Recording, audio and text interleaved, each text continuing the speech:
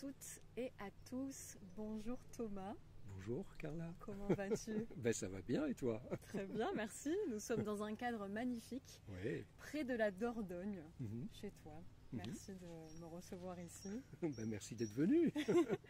Ravi de vous retrouver donc avec Thomas, le créateur de l'événement Danse en paix avec ton corps et ton esprit, qui se déroulera le 21 septembre 2023 à 20 h dans le cadre de la Journée internationale pour la paix.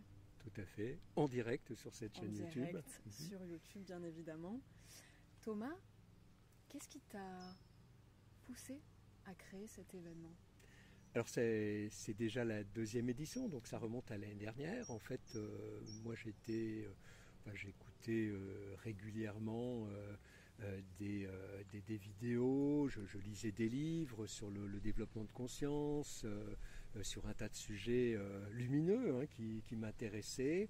Et puis à côté de ça, parce que je suis un ancien journaliste, donc je m'intéressais aussi à l'actualité, et puis je voyais cette espèce de dichotomie, de contraste entre un monde qui semble d'un côté s'éveiller de plus en plus, et de l'autre un monde très noir tel qu'on nous le présente dans les médias. Et je me suis dit, tiens, qu'est-ce qu'on pourrait faire pour favoriser une forme de paix intérieure et de paix extérieure. Et c'est comme ça que j'ai eu envie de réunir des intervenantes et des intervenants que je connaissais pour les avoir écoutés, ou parfois personnellement pour les avoir lus, et de leur proposer au cours d'une rencontre, malheureusement pas en présentiel, mais en vidéoconférence, et bien de parler de paix, et que cette rencontre soit en direct, qu'on puisse créer à la fois un égrégore entre ces intervenants et ces intervenantes, et en même temps avec le public. Voilà, c'était ça l'idée de départ, et donc il y a eu cette première édition en 2022 qui a été vraiment un très grand bonheur. Et puis avec, donc il y a ce moment de direct, et puis effectivement tout au long du mois de septembre, eh bien je diffuse les interviews des différents participants. Parlons-en des participants justement. Qui sont-ils et comment est-ce que tu choisis les intervenants qui vont participer à cet événement? Alors moi je veux vraiment être dans une diversité absolue. Parce qu'il y a des personnes qui sont plus sensibles à la méditation, d'autres ça va être plus la prière, d'autres ça va être peut-être des contenus plus intellectuels et tout ça. Et je veux vraiment que dans cette soirée, chacun reparte avec, alors pas forcément le mot-clé, parce que je trouve que c'est un petit peu, on parle beaucoup de clés, donc j'aurais peut-être envie de trouver autre chose, peut-être des outils qui leur permettent de se sentir en paix, parce que je crois que la paix extérieure, à laquelle on aspire tous, et qui est un peu le thème de cette journée internationale de la paix, eh bien elle est conditionnée par le fait qu'on soit nous déjà tous en paix à l'intérieur. Voilà. Et donc c'est vraiment dans cet esprit de diversité que je conçois les choses, que je l'ai fait l'année dernière, et que je le fais encore cette année avec cette nouvelle thématique Danse en paix avec ton corps et avec ton esprit. Oui. Alors qui sont ces invités? On veut savoir. Ah bien, j'ai pris mon petit papier pour n'oublier personne. Alors il y a tout d'abord Sophie Mailleux, qui est une jeune chorégraphe que j'ai découverte, que j'ai vue à Avignon l'année dernière, mais qui était encore présente cette année, qui est chorégraphe, donc qui effectivement sait ce que c'est que de danser avec son corps, et qui en même temps développe tout un concept de théâtre d'objets, enfin tout à fait passionnant, notamment dans son tout dernier spectacle Poussière. Et donc j'ai eu envie de la faire encore plus connaître, parce que c'est vraiment une belle personne. Il y a Alain Toledano. Alors Alain Toledano, c'est un cancérologue, radiothérapeute. C'est quelqu'un qui pratique ce qu'on appelle la médecine intégrative, c'est-à-dire qu'il fait appel à différentes disciplines, Et il a créé comme ça un institut qui s'appelle l'Institut Raphaël à Paris. Et dans cet institut, eh bien, on fait appel à différentes disciplines. Il y a des psychologues, il y a également des gens qui travaillent sur le corps, il y a des gens qui travaillent avec la musicothérapie, d'autres avec la danse, d'autres avec le théâtre, d'autres dans des arts plus plastiques. Et en fait, le but de cet institut, c'est pas, parce que Alain Toledano le dit souvent, moi je ne soigne pas des maladies, je soigne des personnes. Et donc c'est que ces personnes eh bien, retrouvent un sens à leur vie au travers de ces différentes consultations dans un institut qui est totalement gratuit. Et puis Alain Toledano a aussi écrit un livre tout à fait passionnant sur le sujet. Okay. On a aussi Isabelle Guérin. Isabelle Guérin qui revient pour la 2e année dans cet événement pour la paix, qui est une chamane, qui a été pendant des années enseignante en équitation, et donc elle nous parle beaucoup de cette relation au cheval, etc. C'est vraiment tout à fait passionnant. Elle vit dans la presqu'île de Quiberon où elle anime des retraites. C'est un être merveilleux que je vous invite vraiment à découvrir. Il y a Charlotte Hoffmann, je ne sais pas si c'est nécessaire de la présenter parce qu'elle est quand même déjà bien connue. Hein. Elle est à la fois. Alors, elle n'aime pas trop les définitions, donc on va. En fait, elle anime des retraites où elle fait appel à des techniques de chamanisme, des techniques de yoga, etc., etc. Et puis, bon, elle est bien connue au travers de sa chaîne YouTube aussi. Tout à fait. J'ai également découvert Pascale Mollo. Pascale Mollo, c'est une femme médecin. Qui a choisi en fait, qui a travaillé la communication non violente avec Marshall Rosenberg, qui est bien connu de ceux qui travaillent sur ce sujet, qui est donc l'auteur du fameux livre Les mots sont des fenêtres ou bien des murs. Et en fait, elle avait découvert au travers de son métier de médecin que eh bien, il y avait parfois beaucoup de violence à la fois entre les soignants et puis également vis-à-vis des patients. Et donc, elle a créé toute une démarche autour de la communication non violente dans le domaine de la santé. Et donc, elle nous parlera de ça. Il y a Ghislaine Duboc, beaucoup d'internautes connaissent aussi, hein, qui est chamane, qui tous les jours quasiment nous livre une petite vidéo extraordinaire d'1 minute, qui est une femme que j'adore, qui était déjà là aussi l'année dernière.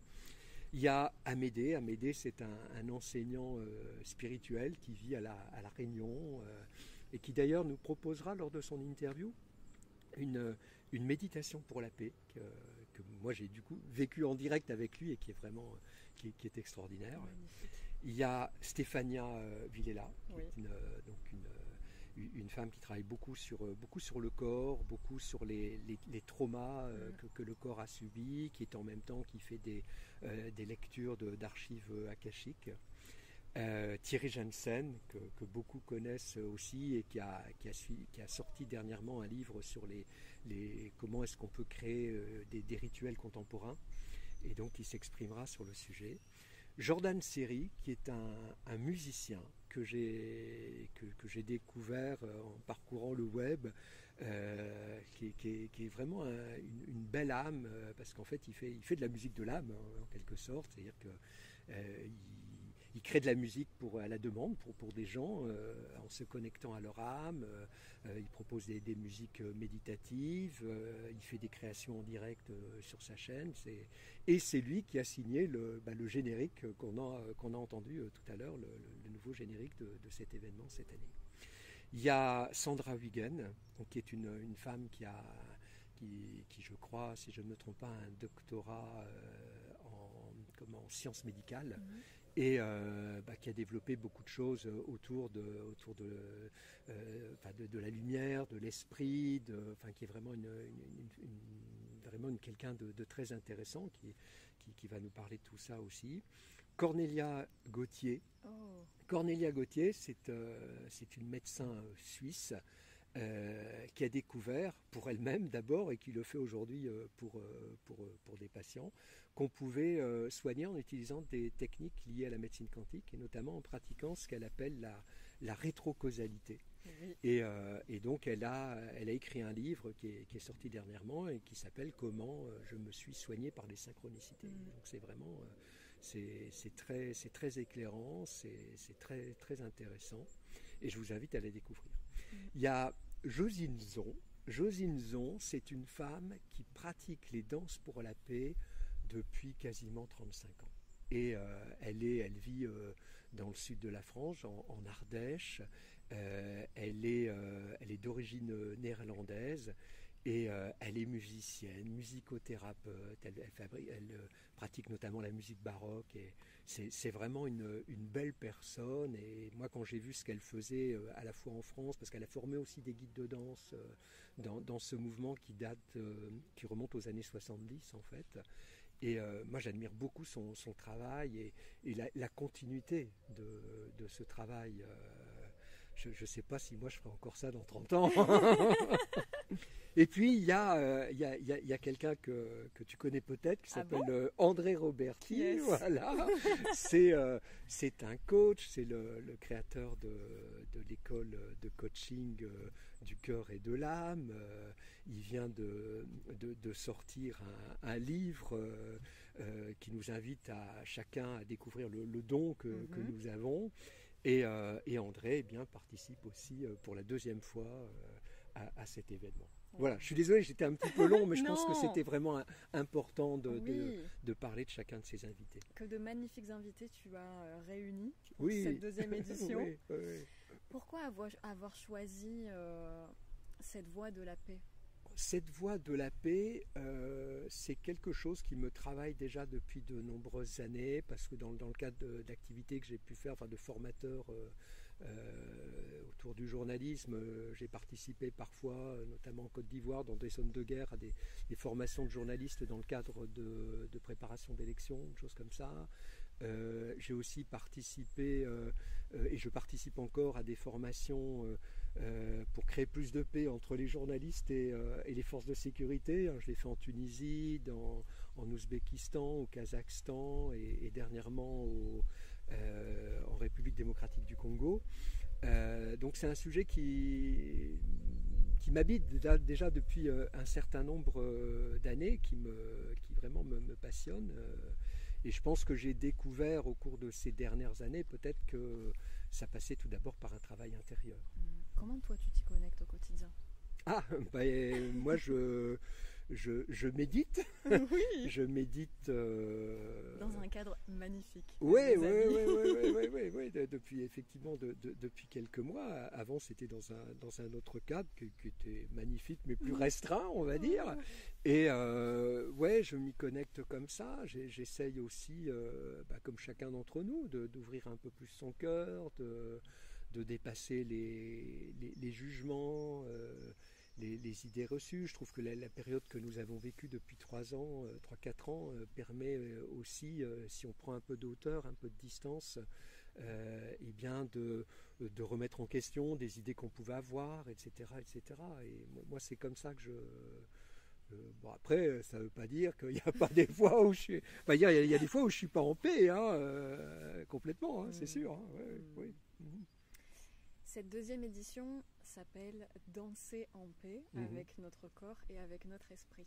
Pourquoi avoir choisi ce nom-là ? Alors, c'est lié à ce que j'ai traversé cette année au cours de ces 8 derniers mois, en fait, puisque au mois de février dernier, on m'a diagnostiqué un cancer du côlon pour lequel j'ai été opéré et source où Dieu merci, ça va très bien aujourd'hui. C'est un moment que j'ai traversé avec beaucoup de sérénité. Il y a peut-être eu 1 heure ou 2 heures, un petit peu pas de déprime, mais enfin de sidération juste après cette annonce. Mais le reste, je l'ai vécu dans la sérénité, et puis surtout pas dans le combat. En fait, et c'est là qu'on retrouve cette notion de paix, parce que moi, quand j'entendais dire il faut lutter contre son cancer, il faut combattre la maladie, tout ça, moi personnellement, mais après c'est moi, ça ne me parlait pas. Et je me souviens avoir une discussion une fois avec ma deuxième fille, et elle me disait oui, mais quelle expression tu emploierais toi ? Et naturellement, je ne sais pas pourquoi, peut-être aussi parce que je dansais tous les matins dans ma cuisine tout seul, je lui ai dit, moi ce serait danser avec mon cancer. En fait. Donc ça a été le point de démarrage de ce truc-là. Et lorsque j'ai été opéré, la dernière nuit que j'ai passée à l'hôpital, où comme j'arrivais pas à dormir, j'écoutais des sons, une musique tibétaine et tout, et puis d'un seul coup, je me suis senti parcouru d'énergie lumineuse. Et puis c'était un moment d'ailleurs où je me demandais si j'allais réitérer l'événement du 21 septembre. Et puis il y a ce titre qui m'est venu comme ça, comme une révélation: danse en paix avec ton corps et avec ton esprit.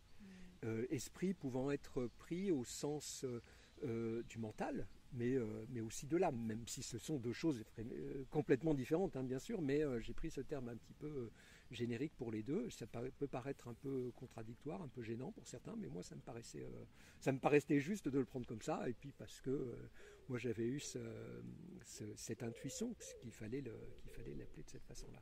Et c'est la raison pour laquelle on trouve cette année davantage de personnes qui sont dans le soin, davantage de médecins, et que tout est souvent lié beaucoup au corps et aussi à l'esprit, mais souvent ça va ensemble, mais beaucoup au corps. Oui, tu aimes allier les deux. Oui. Le corps et l'esprit, la terre et le ciel. C'est important pour toi. Oui, parce que c'est peut-être ce que j'ai parfois le plus de mal à faire, notamment développer la relation avec le corps, quand on a beaucoup de gens qui nous disent ouais, il faut se connecter à son corps et tout ça. Moi je ne sais pas comment, hein, des fois. Pour moi c'est une vraie épreuve, hein. C'est vrai que quand je danse ou des choses comme ça, c'est plus spontané, mais c'est vrai que la maladie m'a aussi permis de me connecter à d'autres choses de mon corps, essayer de comprendre, sans toutefois que ça devienne une obsession, parce que à mon avis ça c'est dangereux aussi, mais d'essayer de comprendre ce qui nous arrive, d'écouter la maladie, d'écouter aussi ces silences, de respecter ces silences, c'est-à-dire que des fois on a certains thérapeutes, plus dans les médecines qu'on appelle naturelles, hein, qui vous disent ouais, si tu veux guérir, il faut d'abord comprendre le message, comprendre ce que tu as. Je trouve que c'est terrifiant de fonctionner de cette façon-là. Non, des fois il faut accepter que ça vienne après. Simplement d'avoir la conviction qu'effectivement il y a un message, et de faire confiance à l'univers pour qu'il nous le dévoile le jour où ce sera nécessaire, le jour où il jugera que c'est bon de nous le dévoiler. Moi j'ai trouvé quelques clés par rapport à ce qui s'était passé, mais ça ne veut pas dire que je les ai toutes. Il faudra encore que j'attende pour les avoir toutes. Oui, tout à fait. Mais encore une fois, moi, c'est vraiment une période que j'ai traversée avec beaucoup de lumière, beaucoup de foi, et c'est intéressant parce que j'ai fait dernièrement une lecture j'avais jamais fait ça auparavant, d'archives akashiques, et qui était faite d'ailleurs par Stéphania Villela, une des intervenantes, et elle me disait: tu n'imagines pas à quel point tes guides étaient autour de toi et te protégeaient pendant ta maladie, et je peux bien imaginer, parce que moi j'ai senti ce truc qui m'enveloppait pour me protéger, et ce qui fait que j'ai quasiment jamais été inquiet, en fait, jamais. Puis je me suis dit, de toute manière, c'est un truc qui m'est envoyé par l'univers, donc il y a forcément une raison, quoi. Oui, c'est beau de se dire que quoi qu'on traverse dans la vie, on n'est jamais seul. On est toujours accompagné. Toujours, que ça soit sur Terre, avec des personnes, des amis, de la famille, des inconnus qui vont venir sur notre chemin, ou par là-haut, quoi. Vraiment. Complètement. Magnifique. Quelle serait ton intention pour l'événement qui arrive ? Moi, mon intention, ce serait vraiment que les intervenantes et les intervenants, à la fois effectivement nous délivrent un message ou une intention ou quelque chose, et qu'en même temps ils se sentent très connectés aux autres qui sont présents. Parce que je sais bien que quand on a une chaîne YouTube, quand on écrit des livres, des choses comme ça, bon, c'est pas toujours facile de gérer son propre ego, hein. Et moi, j'ai vraiment mon désir le plus profond, sans vouloir imposer quoi que ce soit à personne, c'est d'avoir cette ouverture du cœur vis-à-vis des 13 autres intervenants qui seront là. Et de vraiment être... c'est un challenge, cette émission, parce que souvent, ça dure quand même 2h30, donc c'est pas facile. Donc voilà, moi, ce serait ça, mon intention, ce serait ça, que tous arrivent en quelque sorte à danser en paix, en harmonie avec le corps et l'esprit des autres, quelque part. Oui, c'est un magnifique égrégore qui va être créé cette soirée-là. Est-ce que tu peux rappeler aux personnes qui nous regardent comment rejoindre l'événement ? Alors, tout simplement en s'abonnant à la page Facebook Ensemble pour incarner la paix et la nouvelle terre, et à la chaîne YouTube Ensemble pour incarner la paix et la nouvelle terre. Et là, ils auront toutes les infos qui leur permettent de suivre en direct l'événement. Alors, ils pourront ce soir-là non pas poser des questions oralement aux invités, mais par le biais du chat, en fait, ils peuvent poser, et on retient en général 1 ou 2 questions vraiment grand maximum par invité, parce que sinon l'émission durerait toute une journée, quoi, en fait. Et c'est pas le but. Et alors j'avais quand même une toute dernière chose à faire, c'est que moi, j'aimerais bien, et ce serait pourquoi pas un challenge pour 2024, ça se fera ou ça se fera pas d'ailleurs, mais d'arriver à faire quelque chose en présentiel, au moins avec les intervenantes et les intervenants. Ça, ce serait une belle chose.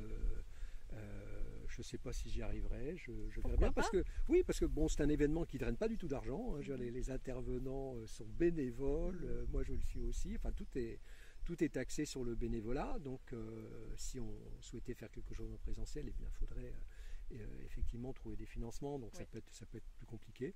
Mais moi ce serait mon désir le plus profond, parce que je trouve que et c'est d'ailleurs un des intervenants qui me l'a soufflé, c'est pas pareil de pouvoir se tenir dans les bras, de pouvoir communiquer directement les uns avec les autres, c'est quand même très différent. Alors on fait aujourd'hui avec ce qu'on a, et je trouve que c'est déjà très très bien, et moi je me sens très privilégié d'avoir été choisi par l'univers pour créer cet événement et l'animer.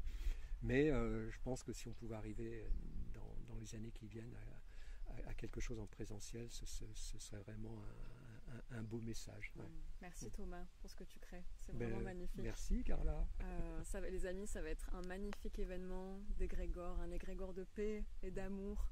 Donc si vous êtes en recherche de cette paix intérieure, si vous souhaitez la partager et la vivre durant cette soirée, on vous invite donc le 21 septembre 2023 à 20h sur cette chaîne YouTube avec tous les intervenants, tous les gens qui seront connectés en ligne. Voilà. Merci à tous. Merci Carla. Passez une très belle journée ou soirée, selon quand vous regarderez cette vidéo. Et à très bientôt.